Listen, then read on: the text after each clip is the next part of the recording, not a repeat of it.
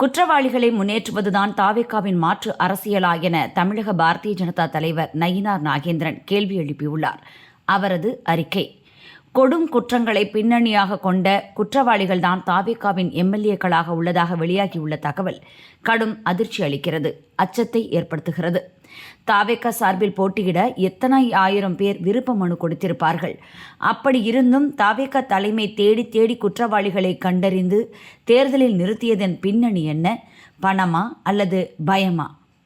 போலீசுக்கு பயந்து ஓடியவர்களை எல்லாம் மக்கள் பிரதிநிதிகளாக நியமித்தால் சட்டம் ஒழுங்கு எப்படி மேம்படும்? கடைந்தெடுத்த கிரிமினல்கள் எப்படி மக்கள் பணியாற்றுவார்கள்? குற்றவாளிகளுக்கெல்லாம் அதிகாரம் கொடுத்து கொம்பு சீவி விடுவதுதான் அனைவருக்குமான ஆட்சியா?